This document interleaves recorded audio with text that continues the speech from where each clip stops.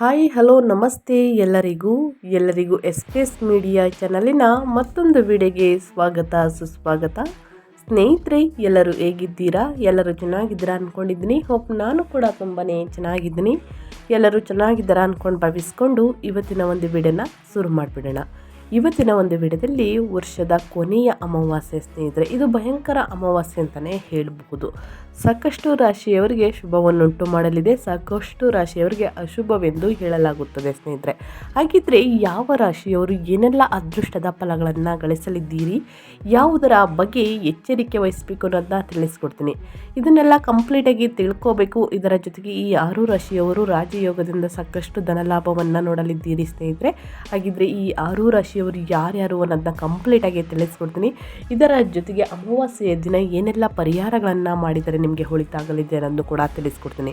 ಇದನ್ನೆಲ್ಲ ಕಂಪ್ಲೀಟಾಗಿ ತಿಳ್ಕೋಬೇಕು ಅಂದರೆ ಸ್ನೇಹಿತರೆ, ಎಲ್ಲೂ ಕೂಡ ವಿಡಿಯೋನ ಸ್ಕಿಪ್ ಮಾಡಬಾರ್ದು. ಅಂದರೆ ವಿಡಿಯೋನ ಕಟ್ ಮಾಡಿ ಓಡಿಸ್ಕೊಂಡೋಗಿ ನೋಡಿದ್ರೆ ಫುಲ್ ಇನ್ಫಾರ್ಮೇಷನ್ ಅರ್ಥ ಆಗಲ್ಲ. ಸೊ ಹಾಗಾಗಿ ಎಲ್ಲ ವಿಡಿಯೋದಲ್ಲೂ ತಿಳಿಸ್ತಾ ಇರ್ತೀನಿ. ಮೊದಲಿಂದ ಕೊನೆ ತನಕ ವಿಡಿಯೋನ ವಾಚ್ ಮಾಡಿ. ವಿಡಿಯೋದಲ್ಲಿ ಒಳ್ಳೆ ಮಾಹಿತಿ ಸಿಕ್ಕಿದ್ದಲ್ಲಿ ತಪ್ಪದೆ ವಿಡಿಯೋಗೊಂದು ಲೈಕ್ ಕೊಟ್ಟು, ಇನ್ನೂ ನನ್ನ ಚಾನಲ್ನ ಸಬ್ಸ್ಕ್ರೈಬ್ ಮಾಡ್ಕೊಳ್ದೇ ನೋಡ್ತಿದ್ರೆ ದಯವಿಟ್ಟು ಎಸ್ ಮೀಡಿಯಾಗೆ ಸಬ್ಸ್ಕ್ರೈಬ್ ಆಗಿ ನಿಮ್ಮ ಅಭಿಪ್ರಾಯಗಳನ್ನು ಕಮೆಂಟ್ ಬಾಕ್ಸಲ್ಲಿ ತಿಳಿಸಿ. ಯಾರೆಲ್ಲ ಸಬ್ಸ್ಕ್ರೈಬ್ ಮಾಡಿಕೊಂಡು ಪ್ರತಿನಿತ್ಯ ವಿಡಿಯೋ ವಾಚ್ ಮಾಡ್ತಿದ್ದೀರಾ ಅಂಥವ್ರಿಗೆ ಥ್ಯಾಂಕ್ ಯು ಸೋ ಮಚ್ ಅಂತ ಹೇಳ್ತಾ, ನಿಮಗೂ ಮತ್ತು ನಿಮ್ಮ ಕುಟುಂಬಕ್ಕೆ ತುಂಬಾ ಒಳ್ಳೆಯದಾಗಲಿ, ಶನಿ ದೇವರ ಆಶೀರ್ವಾದ ಸಿಗಲಿ. ಕಮೆಂಟ್ ಬಾಕ್ಸಲ್ಲಿ ಓಂ ನಮ ಶನೇಶ್ವರಾಯ ನಮಃ ಅಂತ ಕಮೆಂಟ್ ಮಾಡಿ ಸ್ನೇಹಿತರೆ. ಶನಿ ದೇವರ ಅನುಗ್ರಹದಿಂದ ನಿಮ್ಮ ಜೀವನದಲ್ಲಿ ಎಷ್ಟೇ ದೊಡ್ಡ ಮಟ್ಟದಲ್ಲಿ ಸಮಸ್ಯೆಗಳು ಇದ್ದರೂ ಕೂಡ ಸಂಪೂರ್ಣವಾಗಿ ನಿವಾರಣೆಯಾಗಲಿ ಅಂತ ಕೇಳ್ಕೊತಾ ವಿಡಿಯೋನ ಸ್ಟಾರ್ಟ್ ಮಾಡಿಬಿಡೋಣ. ಸ್ನೇಹಿತರೆ, ಅಮಾವಾಸ್ಯೆಯನ್ನು ಅಶುಭವೆಂದು ಹೇಳಿದರೂ ಕೂಡ ಪಿತೃತರ್ಪಣ ನೀಡಲು ಒಳ್ಳೆಯ ದಿನವೆಂದು ಹೇಳಲಾಗುತ್ತದೆ. ಹಾಗಾಗಿ ಅಮಾವಾಸ್ಯೆಯೆಂದು ಆಹಾರವನ್ನು ತಯಾರಿಸಿ ಗತಿಸಿದಂತಹ ಪೂರ್ವಜರಿಗೆ ಸ್ನೇಹಿತರೆ ಶ್ರಾದ್ದವನ್ನು ಮಾಡಲಾಗುತ್ತದೆ. ಗರುಡ ಪುರಾಣದಲ್ಲಿ ಉಲ್ಲೇಖ ಮಾಡಿದಂತೆ ಮಹಾವಿಷ್ಣುವು ಪೂರ್ವಜರು ತಮ್ಮ ಆಹಾರವನ್ನು ಸೇವಿಸಲು ಅಮಾವಾಸ್ಯೆಯೆಂದು ಸ್ನೇಹಿತರೆ ತಮ್ಮ ವಂಶಸ್ಥರ ಅಂದರೆ ಸ್ನೇಹಿತರೆ ತಮ್ಮ ವಂಶದ ಬಳಿಗೆ ಬರುತ್ತಾರೆ ಮತ್ತು ಅವರಿಗೆ ಏನು ಅರ್ಪಿಸಿದರೂ ಅಸಮಾಧಾನಗೊಳ್ಳುತ್ತಾರೆ ಎಂದು ಹೇಳುತ್ತಾರೆ ಸ್ನೇಹಿತರೆ. ಹಾಗಾಗಿ ಹೆಚ್ಚಿನ ಹಿಂದೂಗಳು ಅಮಾವಾಸ್ಯೆಯೆಂದು ಉಪವಾಸವಿದ್ದು ಪಿತೃಗಳಿಗೆ ತರ್ಪಣವನ್ನು ನೀಡುವುದು ಹಾಗೂ ಆಹಾರವನ್ನು ನೀಡುವಂತಹ ಕ್ರಮಗಳನ್ನು ಆಚರಿಸುತ್ತಾರೆ ಸ್ನೇಹಿತರೆ. ಸೊ ಹಾಗಾಗಿ ಸಾಕಷ್ಟು ಪರಿಹಾರಗಳನ್ನು ಬಿಡುದಿನ ಮಾಡೋದಕ್ಕಿಂತ ಹೆಚ್ಚಾಗಿ ಅಮಾವಾಸ್ಯೆ ಮತ್ತು ಹುಣ್ಣಿಮೆಯ ಸಮಯದಲ್ಲಿ ಮಾಡಿ ಅಂತ ಸ್ನೇಹಿತರೆ ತಿಳಿಸ್ತಾರೆ.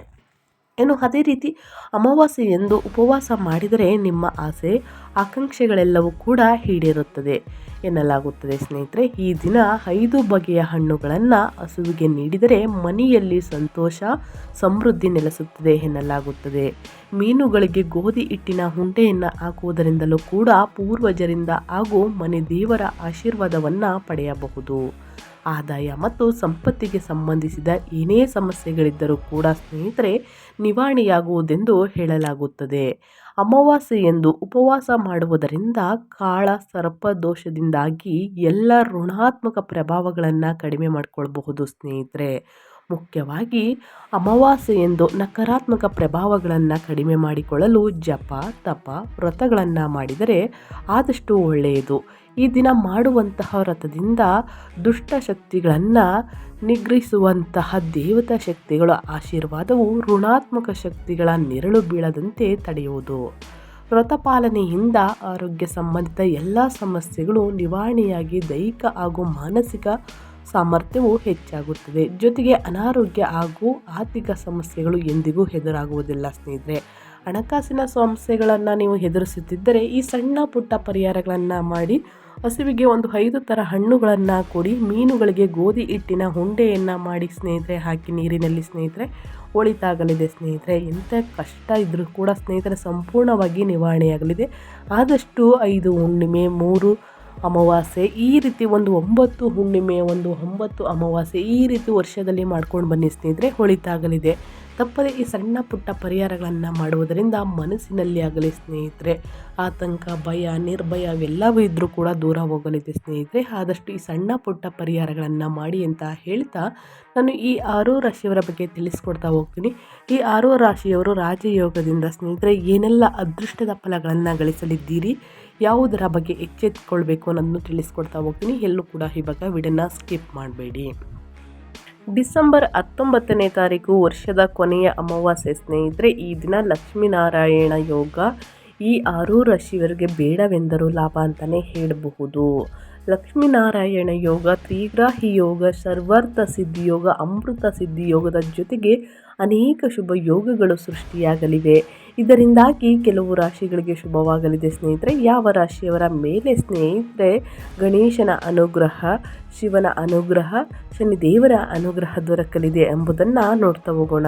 ಡಿಸೆಂಬರ್ 19ನೇ ತಾರೀಕು ಶುಕ್ರವಾರದ ದಿನ ಲಕ್ಷ್ಮೀನಾರಾಯಣ ಯೋಗದಿಂದ ಧನ ಸಂಪತ್ತನ್ನು ನೋಡಲಿದ್ದೀರಿ ಈ 6 ರಾಶಿಯವರು. ತ್ರಿಗ್ರಾಹಿ ಯೋಗದಿಂದ ಕಷ್ಟಗಳೆಲ್ಲ ನಿವಾರಣೆಯಾಗಲಿದೆ. ಸರ್ವಾರ್ಥ ಸಿದ್ಧಿ ಯೋಗದಿಂದ ನಿಮ್ಮ ಕಾರ್ಯಗಳೆಲ್ಲವೂ ಸಿದ್ಧಿ ಅಂತಲೇ ಹೇಳ್ಬೋದು. ಅಮೃತ ಸಿದ್ಧಿ ಯೋಗದ ಜೊತೆಗೆ ಸ್ನೇಹಿತರೆ ಅನೇಕ ಶುಭ ಯೋಗಗಳು ರೂಪುಗೊಳ್ಳುತ್ತಿವೆ. ಇದರಿಂದ ನಿಮ್ಮ ಆರೋಗ್ಯದಲ್ಲಿ ಸಾಕಷ್ಟು ಬದಲಾವಣೆಯನ್ನು ನೋಡಲಿದ್ದೀರಿ. ಈ ದಿನದ ಮಹತ್ವ ಇನ್ನಷ್ಟು ಹೆಚ್ಚಾಗಲಿದೆ ಅಂತಲೇ ಹೇಳ್ಬೋದು. ಕೆಲವು ರಾಶಿಗಳ ಈ ಶುಭ ಯೋಗಗಳ ಫಲವನ್ನು ಪಡೆಯಲಿದ್ದಾರೆ. ಯಾವ ರಾಶಿಯವರು ಕೆಲಸ ಮತ್ತು ವ್ಯಾಪಾರದಲ್ಲಿ ವೃದ್ಧಿಯೊಂದಿಗೆ ನಿಮ್ಮ ಆರ್ಥಿಕ ಸ್ಥಿತಿ ಬಲಗೊಳ್ಳಲಿದೆ. ಈ ರಾಶಿಗಳ ಜೊತೆಗೆ ಕೆಲವು ಜ್ಯೋತಿಷ್ಯ ಪರಿಹಾರಗಳನ್ನು ಸಹ ನಾನು ತಿಳಿಸಲಾಗುತ್ತದೆ. ಈ ಪರಿಹಾರಗಳನ್ನು ನೀವು ಅನುಸರಿಸುವುದರಿಂದ ನಿಮ್ಮ ಜಾತಕದಲ್ಲಿ ಬುಧ ಗ್ರಹದ ಸ್ಥಾನವು ಬಲಗೊಳ್ಳುತ್ತದೆ ಮತ್ತು ಗಣೇಶನ ಕೃಪೆಗೆ ನೀವು ಪಾತ್ರರಾಗಬಹುದು. ಇದರಿಂದಾಗಿ ನಿಮ್ಮ ಕಷ್ಟಗಳೆಲ್ಲವೂ ದೂರ ಹೋಗಿ ನಿಮ್ಮ ಕೆಲಸಗಳನ್ನು ಸುಲಭವಾಗಿ ಪೂರ್ಣಗೊಳಿಸುವಿರಿ. ಡಿಸೆಂಬರ್ 19ನೇ ತಾರೀಕು ಯಾವ ರಾಶಿಯವರಿಗೆ ಅದೃಷ್ಟ ಒಲಿಯಲಿದೆ ಎಂಬುದನ್ನು ನೋಡ್ತಾ ಹೋಗೋಣ. ಮೊದಲನೇ ಆ ಅದೃಷ್ಟ ರಾಶಿ ಬಂದು ವೃಷಭ ರಾಶಿಯವರಿಗೆ. ವೃಷಭ ರಾಶಿಗೆ ಸೇರಿದ ಜನರಿಗೆ ಶುಕ್ರವಾರದ ದಿನ ಆರ್ಥಿಕ ವಿಚಾರಗಳಿಗೆ ಸಂಬಂಧಿಸಿದಂತೆ ಅತ್ಯುತ್ತಮವಾಗಿರಲಿದೆ. ನಾಳಿನ ದಿನ ಹೆಚ್ಚಿನ ಮಾರ್ಗಗಳಿಂದ ಲಾಭವನ್ನು ಪಡೆಯಲಿದ್ದೀರಿ. ಕಲೆ ಮತ್ತು ರಚನಾತ್ಮಕ ಸಾಮರ್ಥ್ಯದಿಂದ ಸಾಕಷ್ಟು ಪ್ರಯೋಜನವನ್ನು ಪಡೆಯಲಿದ್ದೀರಿ. ಕೆಲಸವನ್ನು ಮಾಡುವ ವೃಷಭ ರಾಶಿಗೆ ಸೇರಿದ ಜನರು ನಾಳಿನ ದಿನ ಸಹೋದ್ಯೋಗಿಗಳ ಸಂಪೂರ್ಣ ಬೆಂಬಲವನ್ನು ಪಡೆಯಲಿದ್ದೀರಿ ಸ್ನೇಹಿತರೆ. ಈ ಮೊದಲೇ ಮಾಡಿದ ಹೂಡಿಕೆಯಿಂದ ಹೆಚ್ಚಿನ ಲಾಭ ದೊರಕಲಿದೆ. ಪ್ರೀತಿಯ ಜೀವನದಲ್ಲಿ ಪ್ರೀತಿ ಮತ್ತು ರೊಮ್ಯಾನ್ಸ್ ಹೆಚ್ಚಾಗಲಿದೆ. ನಿಮಗೆ ಯಾವುದಾದರೂ ಶುಭ ಸುದ್ದಿ ಲಭಿಸಬಹುದು. ಅದಕ್ಕಾಗಿ ನೀವು ಬಹಳ ಸಮಯದಿಂದ ಕಾಯುತ್ತಿದ್ದೀರಿ ಮತ್ತು ಜನರ ಪರಿಚಯದಿಂದ ಹೆಚ್ಚಿನ ಪ್ರಯೋಜನವನ್ನು ಪಡೆಯಲಿದ್ದೀರಿ ಸ್ನೇಹಿತರೆ. ಅಮಾವಾಸ್ಯೆಯ ದಿನ ಸ್ನೇಹಿತರೆ ಈ ಪರಿಹಾರವನ್ನು ಮಾಡಬಹುದು. ನೀವು ಅಥರ್ವ ಶೀರ್ಷ ಪಠಣವನ್ನು ಮಾಡಬೇಕು. ತಂಗಿಯರಿಗೆ ಉಡುಗೊರೆಯನ್ನು ನೀಡಿ ಸ್ನೇಹಿತರೆ. ಸೊ ಹಾಗಾಗಿ ಈ ರೀತಿ ಮಾಡಿದಲ್ಲಿ ಹಣಕಾಸಿನ ಪ್ರಾಬ್ಲಮ್ ಇದ್ದರೆ ಸಂಪೂರ್ಣವಾಗಿ ನಿವಾರಣೆಯಾಗಲಿದೆ. ಇನ್ನು ಮುಂದಿನ ರಾಶಿಯವರ ಬಗ್ಗೆ ಹೇಳೋದಾದರೆ ಸಿಂಹ ರಾಶಿಯವರಿಗೆ. ಸಿಂಹ ರಾಶಿಯವರು ಕೂಡ ಏನೆಲ್ಲ ಅದೃಷ್ಟದ ಫಲಗಳನ್ನು ಗಳಿಸಲಿದ್ದೀರಿ, ಯಾವುದರ ಬಗ್ಗೆ ಸಿಂಹ ರಾಶಿಯವರು ಎಚ್ಚರಿಕೆ ವಹಿಸಬೇಕು ಅನ್ನೋದನ್ನ ನೋಡ್ತಾ ಹೋಗೋಣ. ಸಿಂಹ ರಾಶಿಗೆ ಸೇರಿದ ಜನರಿಗೆ ಲಾಭ ಮತ್ತು ಪ್ರಭಾವದಲ್ಲಿ ವೃದ್ಧಿಯಾಗುವುದು. ಅಮಾವಾಸ್ಯೆಯ ದಿನದಿಂದ ನಿಮ್ಮ ಬುದ್ಧಿ ಮತ್ತು ಕೆಲಸವನ್ನು ಮಾಡುವ ಶೈಲಿಯಿಂದ ಹೆಚ್ಚಿನ ಪ್ರಯೋಜನವನ್ನು ಪಡೆಯಲಿದ್ದೀರಿ. ರಾಜಕೀಯ ಸಂಪರ್ಕಗಳಿಂದ ಸಾಕಷ್ಟು ಲಾಭ ದೊರಕಲಿದೆ. ಸರ್ಕಾರಿ ಕ್ಷೇತ್ರಕ್ಕೆ ಸಂಬಂಧಿಸಿದಂತೆ ನಿಮ್ಮ ಅಪೂರ್ಣ ಕೆಲಸಗಳು ನಾಳೆಯಿಂದ ಯಶಸ್ವಿಯಾಗಿ ಪೂರ್ಣಗೊಳ್ಳುವುದು. ತಂದೆ ಅಥವಾ ಹಿರಿಯ ಸಹೋದರರಿಗೆ ನಾಳಿನ ದಿನ ಯಶಸ್ಸು ದೊರಕುವ ಸಾಧ್ಯತೆ ಇದೆ. ಇದರಿಂದಾಗಿ ಮನೆಯಲ್ಲಿ ಸಂತೋಷಮಯವಾದ ವಾತಾವರಣ ಇರುವುದು. ಮನೆ ಮತ್ತು ಆಸ್ತಿಗೆ ಸಂಬಂಧಿಸಿದ ಕೆಲಸದಲ್ಲಿ ನಾಳಿನ ದಿನ ಹೆಚ್ಚಿನ ಲಾಭವನ್ನು ಪಡೆಯುವ ಯೋಗವಿದೆ. ಮಕ್ಕಳಿಗೆ ಸಂಬಂಧಿಸಿದಂತೆ ಉತ್ತಮ ದಿನವಾಗಿರುವುದು. ಸ್ನೇಹಿತರೊಂದಿಗೆ ಮನೋರಂಜನಾ ಕಾರ್ಯಕ್ರಮದಲ್ಲಿ ಭಾಗವಹಿಸುವ ಉತ್ತಮ ಅವಕಾಶ ಲಭಿಸಲಿದೆ. ನಾಳಿನ ದಿನ ನಿಮಗೆ ಹೊಸ ವಾಹನವನ್ನು ಖರೀದಿಸುವಂತಹ ಯೋಗವಿದೆ ಅಂತಲೇ ಹೇಳ್ಬೋದು ಸ್ನೇಹಿತರೆ. ಪರಿಹಾರದ ರೂಪದಲ್ಲಿ ಈ ದಿನದ ಪರಿಹಾರವಾಗಿ ಸೂರ್ಯ ಗಾಯತ್ರಿ ಮಂತ್ರವನ್ನು ಜಪ ಮಾಡಬೇಕು.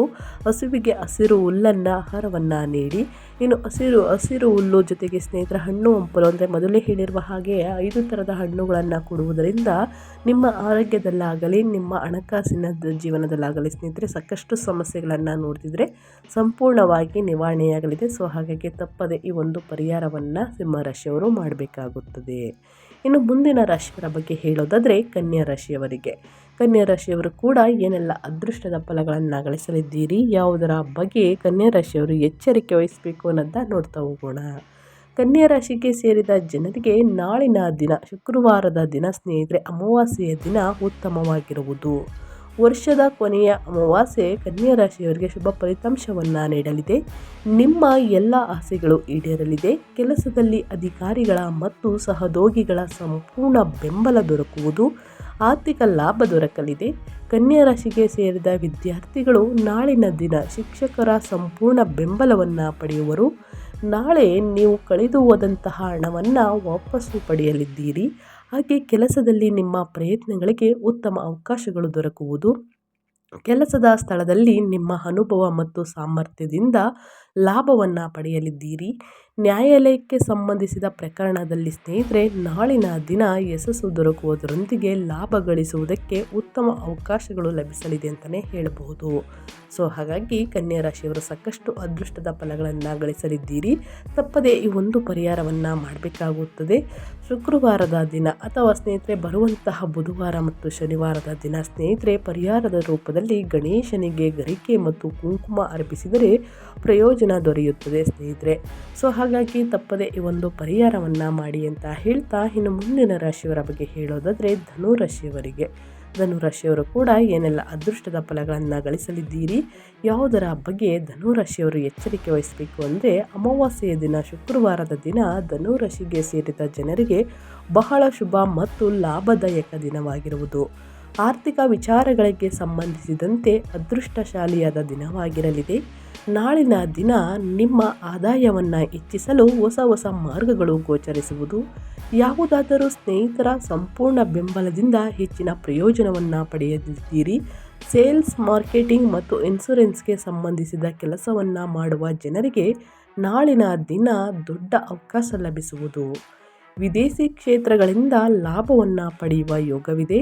ಶಿಕ್ಷಣಕ್ಕೆ ಸಂಬಂಧಿಸಿದ ಕೆಲಸವನ್ನು ಮಾಡುವ ಜನರಿಗೆ ನಾಳಿನ ದಿನ ಶುಭ ದಿನವಾಗಿರುವುದು. ಮನೆಯಲ್ಲಿ ಎಲ್ಲ ಸದಸ್ಯರ ಸಂಪೂರ್ಣ ಬೆಂಬಲವನ್ನು ಪಡೆಯಲಿದ್ದೀರಿ. ಅಧಿಕಾರಿಗಳ ಮಾರ್ಗದರ್ಶನದಿಂದ ಸಾಕಷ್ಟು ಲಾಭ ದೊರಕುವುದು ಅಂತಲೇ ಹೇಳಬಹುದು. ಈ ರಾಶಿಯವರು ತಪ್ಪದೆ ಧನುರಾಶಿಯವರು ಈ ಒಂದು ಪರಿಹಾರವನ್ನು ಮಾಡಿ. ಧನುರಾಶಿಯವರು ಪರಿಹಾರವಾಗಿ ಬೇಳೆಕಾಳನ್ನು ಸ್ನೇಹಿತರೆ ದಾನ ಮಾಡುವುದು ಸೂಕ್ತ. ದುರ್ಗಾ ಚಾಲಿಸ ಪಠಣವು ಲಾಭದಾಯಕವಾಗಿರಲಿದೆ ಅಂತಲೇ ಹೇಳ್ಬೋದು. ಹಾಗಾಗಿ ತಪ್ಪದೆ ಈ ಒಂದು ಪರಿಹಾರವನ್ನು ಮಾಡಿ. ಮೊದಲೇ ತಿಳಿಸಿರುವಂಥ ಅಮಾವಾಸ್ಯೆಯಲ್ಲಿ ಏನೆಲ್ಲ ಪರಿಹಾರಗಳನ್ನು ಮಾಡಬೇಕು ಅನ್ನೋದನ್ನ ಮೊದಲೇ ತಿಳಿಸ್ಕೊಟ್ಟಿದ್ದೀನಿ, ಅದನ್ನು ಕೂಡ ಮಾಡಬಹುದು. ಇನ್ನು ಮುಂದಿನ ರಾಶಿ ಬಂದು ಮಕರ ರಾಶಿಯವರು ಏನೆಲ್ಲ ಅದೃಷ್ಟದ ಫಲಗಳನ್ನು ಗಳಿಸಲಿದ್ದೀರಿ, ಯಾವುದರ ಬಗ್ಗೆ ಎಚ್ಚರಿಕೆ ವಹಿಸಬೇಕು ಅನ್ನೋದಾದರೆ ಮಕರ ರಾಶಿಗೆ ಸೇರಿದ ಜನರಿಗೆ ನಾಳಿನ ದಿನ ಶುಕ್ರವಾರದ ದಿನ ವ್ಯಾಪಾರದಲ್ಲಿ ಅತ್ಯಂತ ಹೆಚ್ಚಿನ ಲಾಭ ದೊರಕುವುದು. ಅಮಾವಾಸ್ಯೆಯ ದಿನ ಅದೃಷ್ಟದ ಸಂಪೂರ್ಣ ಬೆಂಬಲದಿಂದ ಜೀವನದ ಪ್ರತಿಯೊಂದು ಕ್ಷೇತ್ರದಲ್ಲಿಯೂ ಕೂಡ ಯಶಸ್ಸನ್ನು ಗಳಿಸುವಿರಿ. ನೀವು ನಾಳಿನ ದಿನ ಸಾಕಷ್ಟು ಉತ್ಸಾಹದಿಂದಿರುವಿರಿ. ಅಲ್ಪ ಪ್ರಯತ್ನದಿಂದ ಕಠಿಣ ಕೆಲಸಗಳನ್ನು ಬಹಳ ಸುಲಭವಾಗಿ ಪೂರ್ಣಗೊಳಿಸುವ ಸಂಭವವಿದೆ. ಅಪರಿಚಿತ ವ್ಯಕ್ತಿಯ ಸಂಪೂರ್ಣ ಬೆಂಬಲ ದೊರಕುವುದು. ಮಕರ ರಾಶಿಯವರಿಗೆ ನಿಮ್ಮ ಬುದ್ಧಿವಂತಿಕೆಯಿಂದ ಹೆಚ್ಚಿನ ಪ್ರಯೋಜನವನ್ನು ಪಡೆಯಲಿದ್ದೀರಿ. ಸರ್ಕಾರಿ ಕೆಲಸದಲ್ಲಿ ಹೆಚ್ಚಿನ ಲಾಭ ದೊರಕಲಿದೆ. ಪ್ರೀತಿಯ ವಿಚಾರವಾಗಿ ನಿಮ್ಮ ಸಂಗಾತಿಯ ಸಂಪೂರ್ಣ ಬೆಂಬಲ ದೊರಕುವುದು. ವೈವಾಹಿಕ ಜೀವನದಲ್ಲಿ ಪ್ರೀತಿ ಮತ್ತು ಸಾಮರಸ್ಯ ವೃದ್ಧಿಯಾಗಲಿದೆ ಅಂತಲೇ ಹೇಳ್ಬೋದು. ಮಕರ ರಾಶಿಯವರಿಗೆ ಪರಿಹಾರವಾಗಿ ನೀವು ಅಥರ್ವ ಶೀರ್ಷವನ್ನು ಪಠಣ ಮಾಡಬೇಕು ಸ್ನೇಹಿತರೆ, ಒಳಿತಾಗಲಿದೆ. ಇನ್ನು ಮುಂದಿನ ರಾಶಿಯವರ ಬಗ್ಗೆ ಹೇಳೋದಾದರೆ ಕುಂಭರಾಶಿಯವರು ಕೂಡ ಏನೆಲ್ಲ ಅದೃಷ್ಟದ ಫಲಗಳನ್ನು ಗಳಿಸಲಿದ್ದೀರಿ ಅಂದರೆ ಶುಕ್ರವಾರದ ದಿನ ವರ್ಷದ ಕೊನೆಯ ಅಮಾವಾಸ್ಯೆಯ ದಿನ ಕುಂಭರಾಶಿ ಜನರಿಗೆ ಆರ್ಥಿಕ ವಿಚಾರಗಳಿಗೆ ಸಂಬಂಧಿಸಿದಂತೆ ಅತ್ಯುತ್ತಮವಾಗಿರಲಿದೆ. ಹೆಚ್ಚಿನ ಮಾರ್ಗಗಳಿಂದ ಲಾಭವನ್ನು ಪಡೆಯಲಿದ್ದೀರಿ. ಕಲೆ ಮತ್ತು ರಚನಾತ್ಮಕ ಸಾಮರ್ಥ್ಯದಿಂದ ಸಾಕಷ್ಟು ಪ್ರಯೋಜನವನ್ನು ಪಡೆಯಲಿದ್ದೀರಿ. ಕೆಲಸವನ್ನು ಮಾಡುವ ಕುಂಭರಾಶಿಗೆ ಸೇರಿದ ಜನರು ಸಹೋದ್ಯೋಗಿಗಳ ಸಂಪೂರ್ಣ ಬೆಂಬಲವನ್ನು ಪಡೆಯಲಿದ್ದೀರಿ. ಈ ಮೊದಲೇ ಮಾಡಿದ ಹೂಡಿಕೆಯಿಂದ ಹೆಚ್ಚಿನ ಲಾಭ ದೊರಕಲಿದೆ ಸ್ನೇಹಿತರೆ. ಅದಕ್ಕಾಗಿ ನೀವು ಬಹಳ ಸಮಯದಿಂದ ಕಾಯುತ್ತಿದ್ದೀರಿ ಅಂತಲೇ ಹೇಳ್ಬೋದು. ಹೊಸ ಜನರ ಪರಿಚಯದಿಂದ ಹೆಚ್ಚಿನ ಪ್ರಯೋಜನವನ್ನು ಪಡೆಯಲಿದ್ದೀರಿ. ತಪ್ಪದೆ ಈ ಒಂದು ಪರಿಹಾರವನ್ನು ಕುಂಭರಾಶಿಯವರು ಮಾಡಬೇಕಾಗುತ್ತದೆ. ಅರಳಿ ಮರದ ಕೆಳಗೆ ಸಾಸಿವೆ ಎಣ್ಣೆಯಿಂದ ದೀಪವನ್ನು ಬೆಳಗಿಸಿ ಸ್ನೇಹಿತರೆ. ಬೆಳಗಿನ ಜಾವದಲ್ಲಿ ಅಮಾವಾಸ್ಯೆ ದಿನ ಕಷ್ಟಗಳು ಸಮಸ್ಯೆಗಳು ಸಂಪೂರ್ಣವಾಗಿ ನಿವಾರಣೆಯಾಗಲಿದೆ ಅಂತ ಹೇಳ್ತಾ ನಾನು ವಿಡಿಯೋನ ಎಂಡ್ ಮಾಡ್ತಾ ಇದ್ದೀನಿ. ಇವತ್ತಿನ ಒಂದು ವಿಡಿಯೋದಲ್ಲಿ ಒಳ್ಳೆಯ ಮಾಹಿತಿ ಸಿಕ್ಕಿದ್ದಲ್ಲಿ ಈ 6 ರಾಶಿಯವರಿಗೆ ತಪ್ಪದೆ ವಿಡಿಯೋಗೊಂದು ಲೈಕ್ ಕೊಟ್ಟು ಸಬ್ಸ್ಕ್ರೈಬ್ ಆಗಿಲ್ಲ ಅಂದರೆ ದಯವಿಟ್ಟು SPS ಮೀಡಿಯಾಗೆ ಸಬ್ಸ್ಕ್ರೈಬ್ ಆಗಿ ನಿಮ್ಮ ಅಭಿಪ್ರಾಯಗಳನ್ನು ಕಮೆಂಟ್ ಬಾಕ್ಸಲ್ಲಿ ತಿಳಿಸಿ ಅಂತ ಹೇಳ್ತಾ ನಿಮಗೂ ಮತ್ತು ನಿಮ್ಮ ಕುಟುಂಬಕ್ಕೆ ತುಂಬಾ ಒಳ್ಳೆಯದಾಗಲಿ. ಶನಿದೇವರ ಆಶೀರ್ವಾದ ಸಿಗಲಿ. ಮತ್ತೊಂದು ವಿಡಿಯೋ ಜೊತೆ ಮತ್ತೊಂದು ಹೊಸ ಭವಿಷ್ಯದ ಜೊತೆಗೆ ಸಿಗ್ತೀನಿ. Thank you for watching.